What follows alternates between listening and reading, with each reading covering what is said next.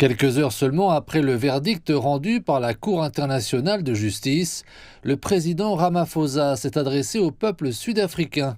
Il a félicité l'équipe juridique du pays qui a porté l'affaire à La Haye et a également salué la décision de la CIJ.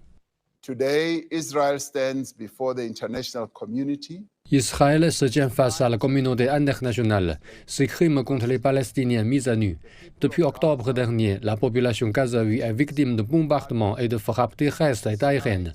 Des maisons, des camps de réfugiés et des quartiers entiers ont été détruits. Et même les écoles et les hôpitaux n'ont pas été épargnés. Nous attendons d'Israël, en tant que démocratie autoproclamée et État respectueux de l'État de droit, qu'il respecte les mesures prononcées par la Cour internationale de justice.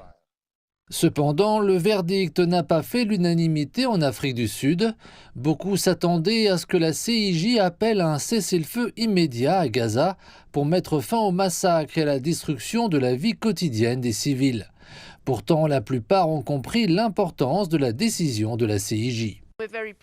Nous sommes très heureux qu'il s'occupe de cette question importante et qu'il pense qu'il s'agit d'un cas plausible de génocide pouvant faire l'objet d'une enquête. Bien sûr, nous voulions entendre le mot « cessez-le-feu ».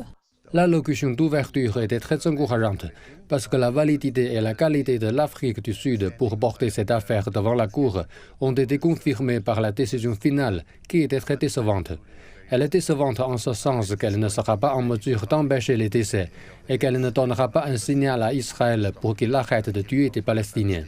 Le président Ramaphosa a conclu son message en disant que l'Afrique du Sud ne faiblirait pas dans son soutien au peuple palestinien.